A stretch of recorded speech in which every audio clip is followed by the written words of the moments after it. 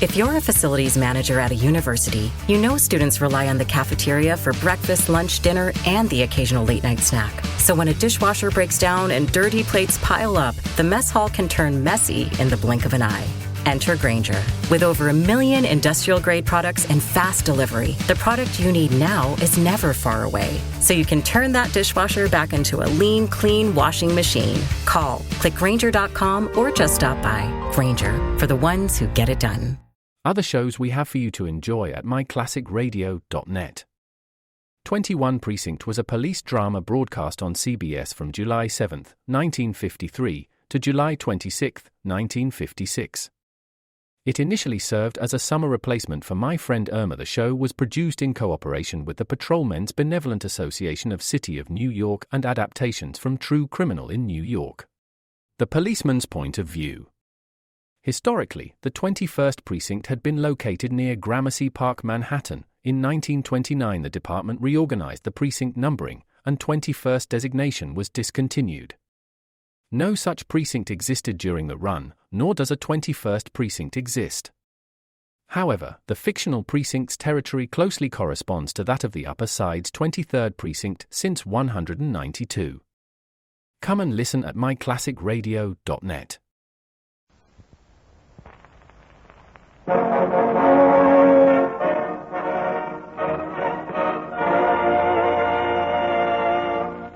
Afloat with Henry Morgan.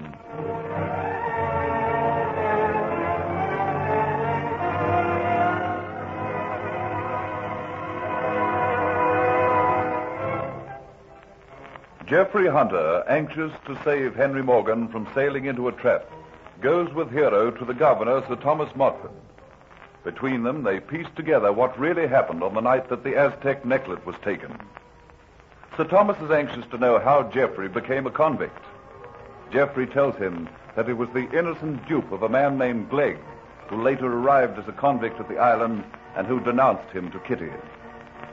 Sir Thomas warns both Geoffrey and Hero that he has no option but to retake them into custody, and he puts them on their honor not to try to escape.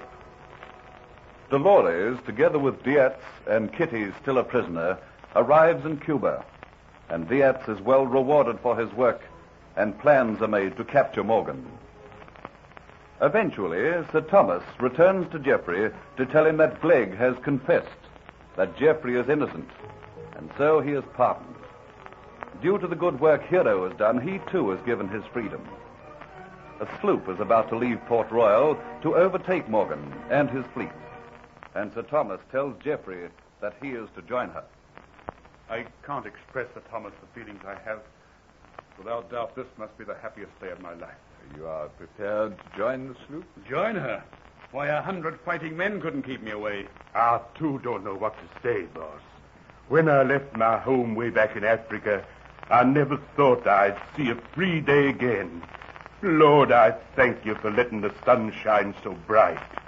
My heart is so full of happiness, my tongue is just tripping over itself. I'd like to go down on my knees and thank you for all that you've done. That will not be necessary. I realize that if you'd not stayed by Geoffrey Hunter and nursed him back to health, Morgan wouldn't have been warned. He's not warned yet. And he has a good start. But the sloop is fast. And with the very good wind behind you, you have every chance of overtaking him. The sloop sails in an hour's time. An hour? Good. We want to waste no time. I dare say there's quite a lot you've to do. You want some money to set yourself up, some new clothes. Yes, I hadn't thought of that. Well, I'll give you what you need. But you better hurry. You've not much time. Thank you. Thank you very much, Sir Thomas. There's nothing to thank me for. Your case was a miscarriage of justice. You'll be compensated for the humiliation to which you've been. Hearing my name is all the compensation I want. You ain't saying goodbye to me, are you, boss? I ain't got no place to go now. Freedom to an old Negro like me means a lot, but it's like a new world I've been put into. I'm a bit bewildered. I don't want to say goodbye to you, Master Geoffrey. I ain't forgotten you saved my life. I ain't forgotten that you treated me just as if I was a white man and not just a bit of black trash, and then things I ain't never gonna forget. I don't want to say goodbye. You're going away on the ship. Maybe I never see you again. I'd rather be back as a slave and have you as my master. That'd never do, hero. And there's no reason why you shouldn't go on helping me. What do you mean by that? I had no thoughts of saying goodbye. True, I'm going away on a ship, but I took it for granted that you'd be coming with me. You want me to go with you, Master Geoffrey? Oh, Lord, I thank you for being so kind to me. Thank you for keeping me by my friend. You want me to come with you. I'm telling you, Master Geoffrey, that there's one person you ain't never going to lose now. No, sir. You're taking me away with you on the ship. Hallelujah. I go down on my knees and I thank you from the bottom of my heart. Now, come on, you black skelly. Wake up on your feet. None of that nonsense. Of course you're coming with me. And we'll have to move pretty fast if you want to catch that sloop.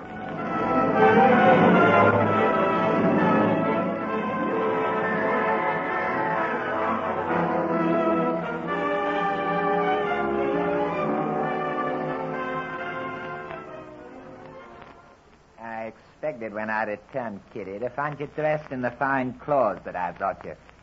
What are you doing still in those filthy rags you're wearing in Jamaica? I want none of your clothes, and I want none of you. So keep your distance, dear. And they told me you had not looked over your fine house that I bought you. And I don't want to see it.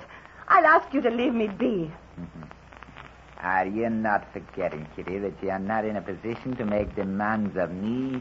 In Jamaica, when you were at the Dolphin Tavern, you were a bonded servant, a little better than a slave. But here in Cuba, you're not even that.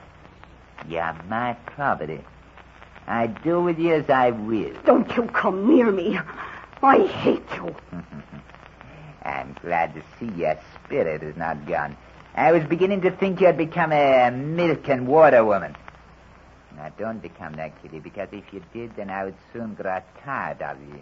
And when I grow tired of you, I'll not want you about me, and then, of course, I'll have to get rid of you. For your own sake, you'd best remember, always make yourself interesting to me. And now enough of this nonsense. Dress yourself in the fine clothes that I brought you. Appreciate the fine home you're living in. I'm a man of wealth now. I'm going to be a man of position. Look what I'm giving you. Don't you appreciate it?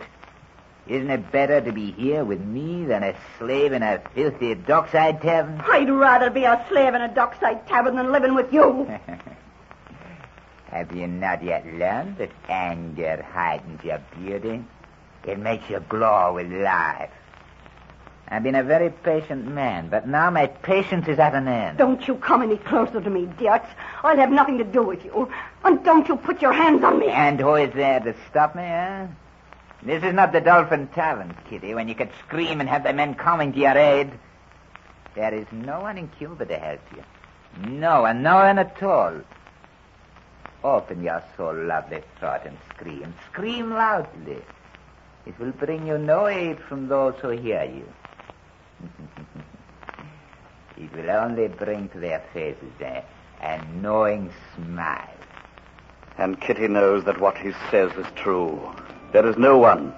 She is helpless as a jungle-colored butterfly which is fluttered unsuspectingly into the enmeshing, sticky strands of a spider's web.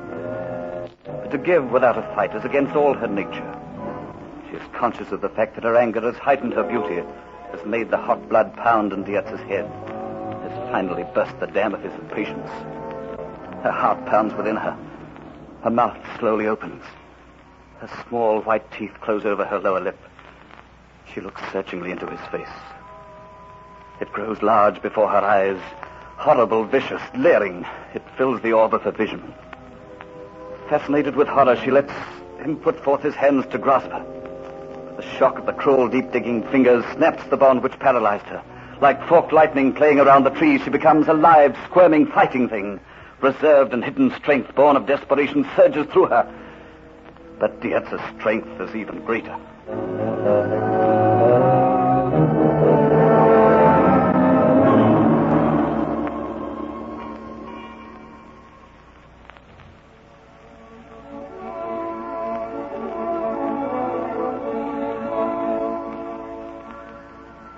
A sloop noses out around the headlands of Port Royal Bay as daintily as a dancer.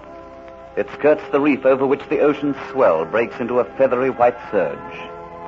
Quietly, the steady wind fills the canvas so that the ship seems like a white cloud being strangely guided over the deep blue sea. Her long, lean, narrow bow dips down to cut through the rolling sea, then rises proudly up to meet the next swell. And the coast of Jamaica steadily recedes behind the pathway of swirling wake the ship leaves. Up on deck, the trade wind plays chasing among the gold of Geoffrey's hair, gently caressing his cheek, and his eyes search wide over the expanse of sea, looking out to that point where the two blues merge to make the distinct line which is the horizon. But his happiness is clouded. The memory of her face is before him, and a trust which he didn't fulfill. It was not my fault. My failure was beyond my control. But the inner voice will not be still. Kitty has showed to him that she had complete trust that he would rescue her, and now she's gone to a life of... But I won't think of that. I must not have her go mad. I'll think of Henry Morgan and the warning I must give him. I pray this wind will hold and we'll be able to overtake him. And the wind does hold, and day makes way for night. Stars pop their cold, centuries-old light out from their cushion of blue, deepened almost to black. Like diamonds in the hair of a raven beauty, they winkingly look down. Then their brilliance fades before the white, waxing moon, which climbs from out of the sea like a Dutch cheese which has been bounced slightly out of form. As though in a new world of strange beauty, the sloop cuts through the ocean, its night lights bobbing like fireflies, the moon reflecting in the wake, making a dancing silver lane, while the wind, gentle yet strong, fills the curved, spreading canvas. Over the arch of heaven moves the Lady of Night, chased by coming day. Gently she sinks to abdicate to her Lord, the King of the kings of the heavens. Bright and red and full of life, he sweeps majestically into the sky, and the wind still holds steady and firm. The circle of time repeats itself again and again, till the days run into a week. Curacao, Windward Island, Trinidad, all are past. Faintly, the coastline of South America lurks just on the edge of the horizon, like a thin, indistinct black pencil smudge. South and further south sails the sloop. It passes into that stretch of ocean which turns from depthless blue into a strange muddy brown, caused by the mighty Amazon spewing forth its waters into the sea. Through the muddy waters, out into the blue once again. High up in the masthead, the watch is ever searching for the small fleet which is known to lie ahead. And behind the sloop, miles and miles astern, well out of sight, sails another fleet, proudly bearing the flag of Spain. But the watch is looking ahead, not astern. And then there is a shout. Sails ahead! There is a rush for the sails. Voices jabber, fingers point, hands shield sunlight from eyes. And then away in the distance are the ships, looking small like pocket handkerchiefs. And the coast of South America begins to loom large and take shape. Cleaving through the rollers, the sloop draws near, and Morgan, aboard the Flying Gull, views it with suspicion. They're flying the English flag, but we're in enemy waters. Have all guns straight on her. Nearer comes the sloop, and Morgan, a glass to his eye, watches the longboat lowered and put out towards the Flying Gull. That man in the stern. Can I believe my eyes? By St. David it is. Yes, it's Hunter. Patcheye, have a guard ready to give my visitors a welcome. What game does Geoffrey Hunter think he's playing? The moment he comes aboard the Flying Gull, I shall see that he's placed in irons. And then, Patcheye, you can lock him below. I'll deal with him when I'm ready.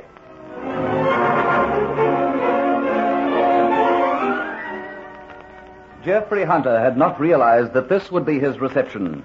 It is imperative that he makes Captain Morgan listen to him and believe his story. Will they meet in the next episode of Afloat with Henry Morgan?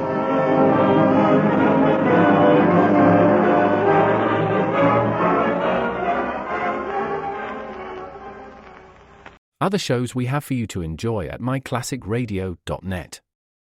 The Avengers was most certainly not a household name in South Africa prior to the radio series.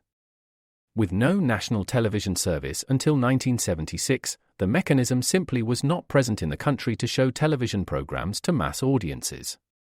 While many other countries revelled in the filmed adventures of John Steed and Company, South Africa was not equipped to join in the fun. The series took Britain by storm and made a major impression in the American markets, being that greatest of rarities, a British series given a network transmission slot. However, as a film series, rather than a videotaped one, The Avengers was able to gain a modicum of exposure in South Africa through film rentals. Come and listen at myclassicradio.net.